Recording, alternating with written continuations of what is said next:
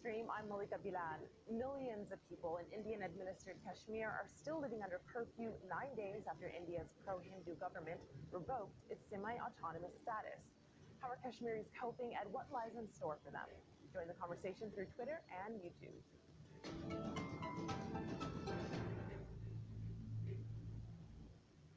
Articles 370 and 35A. Little understood beyond India's borders a few days ago, but the striking out of these laws has jolted Indian-administered Kashmir and chilled relations with neighboring Pakistan, which also administers part of Kashmir.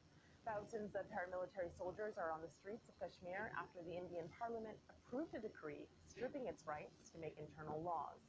Indian Prime Minister Narendra Modi of the ruling Bharatiya Janata Party has heralded what he calls a new era for Kashmir. But hundreds of people ranging from political activists to university professors have been arrested. And a communications blackout means Kashmiris outside the region cannot contact relatives in Kashmir, including during Monday's Eid festival. You're brimming with anger, but you do not know what to do about it. You're so helpless, but then you hope. You hope for a call, you hope for a text, you hope to know what's going on. So it's a combination of emotion. At one moment, you might even smile, but the next moment, you will have tears in your eyes, not knowing what is going back home and when will you see your home as you left it. The very essence of Eid is to visit your relatives, visit your friends, be with each other, eat with each other, talk to each other, hug each other. That is the very essence of Eid, and that has we have been deprived of that. But one of those who has faced difficulties contacting family in Kashmir is Natasha Cole, Associate Professor of Politics and International Relations at the University of Westminster. She's London-based, but today joins us from Montevideo, Uruguay. Baba Omar is a Kashmiri journalist at TRT World. He joins us from Istanbul. And completing our lineup is Shriram Chaulia, a professor and dean at the Jindal School of International Affairs. He is in New Delhi. Welcome to the stream, everyone. Thank you for staying up late for us. I want to share the comments of a few of our community members because so many people asked us to do this show and have lived experiences they wanted to share. So this is Jassim who says, I haven't heard a single human voice from the region in over 10 days. Haven't heard from my ailing grandmother. No idea if my parents have essentials and medicines. Another person, Safia, says, our land is in lockdown. We haven't been able to talk to our families for 10 days now. We've been humiliated beyond measure. And one more here, Farhana says, today is the 10th day of military siege of Kashmir by Indian forces, where people have been restricted inside their homes and all communication to the outside world has been cut down. Baba, what is Shalom, Yasharala. I want to give infinite honors to Yahweh by Hashem, Yahweh Shai by Hashem Rakakadash. I want to give double honors to the apostles of Great Millstone and salutation to my fellow laborers in Yahweh Shai, pushing his truth across the four winds. I brought out that clip to show you, man, that what you see, the city's locked down, was going over there in the land of Elon, all right? Those East Indians. What's going on, all these things we're seeing happen around the planet Earth, uprisings, the people coming out to fight against the government, the yellow jacket shit in France, Hong Kong, all these uprisings. And now you see right here, they have a whole town, region of people on lockdown. No one can come in the city, no one can come out of the city. All right? Nobody could talk to their relatives inside the city. Nobody could talk to their relatives outside the city. These things are coming to America. What was the name of that movie Eddie Murphy played? Coming to America, man. That's coming to Babylon, man. All right? The scriptures say the cities will be locked down. All right? The children of Jerusalem will be besieged within these cities, and they're going to be tormented 10 days, according to the book of Revelation. All right? We just know that's a full amount of time. All right? So you have to uh, be preparing yourself spiritually for when the cities get locked down. All right? Because when the cities get locked down, man, pestilence is going to spread. It's going to be a famine within the cities. All right? And the whole hell is going to break loose. And Isaiah 33 and 6 says that wisdom and knowledge shall be the stability of their time. What you see going down there in Kashmir is coming to America. Whatever city you in, these UN troops, these military troops, they're going to lock your cities down, man, where you can't come in and where you can't go out, man. All right? And they're going to suffocate you. They're going to cut off resources. All right? And they're going to let you devour each other. All right? All right? Let me get and all of this is written. It is written. This is 2nd Ezra 15 and 17. And it reads, a man shall desire to go into the city and shall not be able. All right? So you're going to want to go see your travel and help.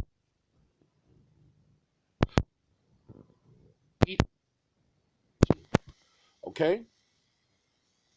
Because the Most High has prophesied it through the brother Ezra. And you see that's what's going on. You see that coming to fruition right there in India. All right? That what's going on in India is going to come to America.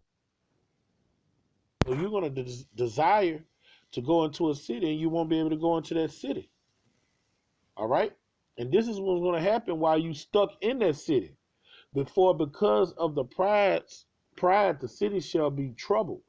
The houses shall be destroyed, and men shall be afraid. All right, all hell's gonna break loose while you stuck in quarantine in that little area, man. All right, people gonna be getting raped, killed, tortured, everything imaginable. All right? A man should have no pity upon his neighbor because when all the resources go out, and if you see your neighbor, you smell barbecuing, and you and your family over there starving, you're gonna these so-called civilized people you see in America. When you go outside, you see your neighbor, y'all go into the mailbox, and then y'all stop and talk with each other for a little while. All right, those days are gonna be over. They smell that barbecue coming from your house, they're gonna come kill you for it. Okay?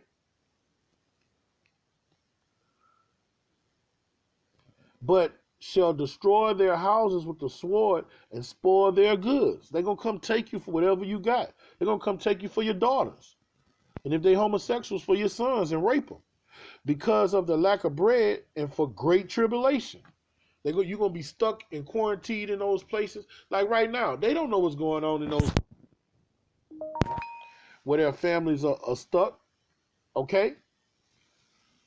All hell could be breaking loose in that city. All right? All hell could can be dying of thirst, need medical attention, so on and so forth. Nobody knows. All you know, those on the inside know what's going on, and all hell could be breaking loose over there, man. Pestilence can be breaking out, motherfuckers dying in great numbers. That's what's gonna come here to America. All right. This is Deuteronomy chapter 28, verse 52, and it reads, and he shall besiege thee in all thy gates. All right? And it's talking to you Israelites, man. Your neighborhood that you love so much, that you rep so much, that fucking piece of shit hood, this devil gonna besiege you in them hoods. All right? Until all thy house high and fenced walls come down, wherein thou trusted. Oh, I go to the hood where it's all good, where I feel safe. Okay, that's what that devil gonna come to. He gonna come draw down on you in that motherfucking hood. And he will besiege thee in all thy gates through all thy land, while Yahweh thy power have given thee. And thou shalt eat the fruit of thy own body. He's going to starve you in those gates. He's going to cut off resources in those gates. He's going to cut the water source off in those gates. And then if he have the water on, he going to taint them to give it to you, man. Apocalypse is going to start. They're going to poison the water, man. That water not going to be good to drink, man. All right? And all hell gonna be breaking loose in your gates too. You're gonna starve so much that you're gonna eat your children, man. When people starving to death and the famine comes, cannibalism becomes the theme of the day. All right? And the flesh of thy sons and the flesh of thy daughters, which Yahweh have given thee in the siege and in the straitness, wherewith thine enemies shall distress thee.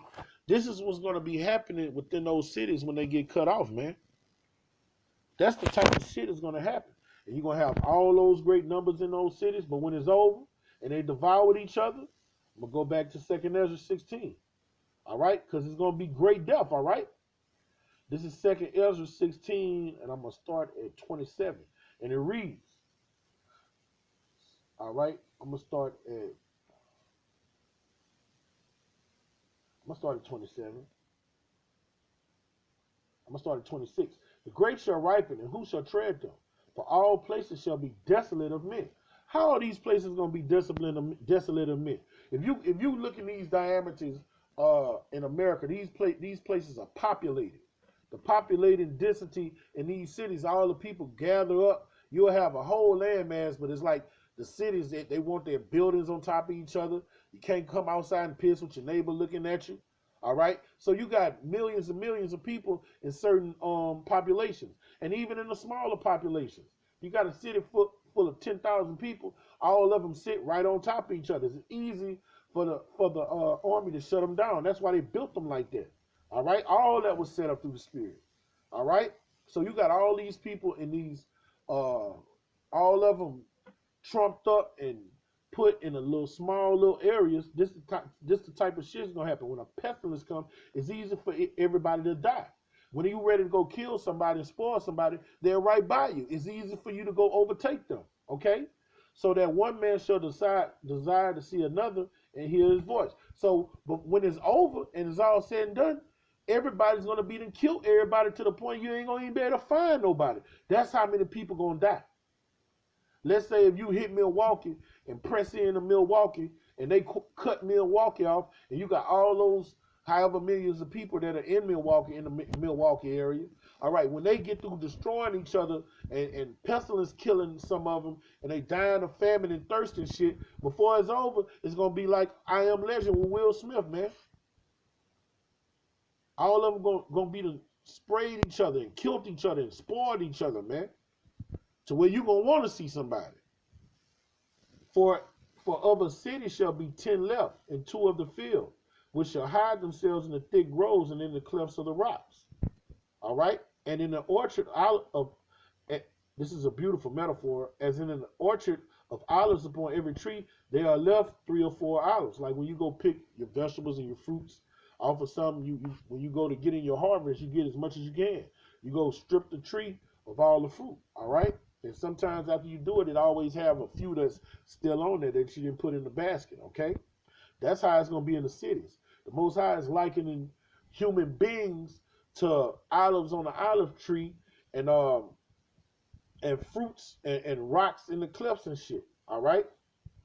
When you go to a field, you have rocks everywhere, but then it's going to be just a few, all right?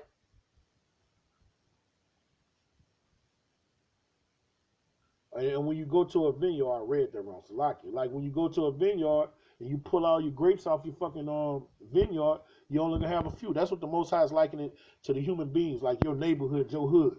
You go in your neighborhood and hood and you walk out, there's people every fucking way, on every fucking street. All right? But all of them are gonna die. The vast majority of them are gonna die. They all gonna be dead, and you're just gonna have a few people like Will Smith was on I Am Legend. He started freaking out, man. He just wanted to see somebody. That nigga started talking to mannequins, man. When he was isolated by himself, he started freaking out.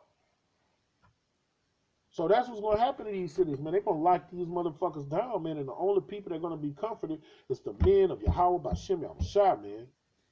That's why you got to hold fast to this truth and be locked and loaded in this truth, man. So with that, I'm going to give infinite honors to Yahweh B'Shem Yahushua B'Shem Rekakadash. I'm going to give double honors to my teachers, the apostles of Great Millstone, and salutation to all my sincere octopussing this truth across the 4 winds. Kwam Yasharala.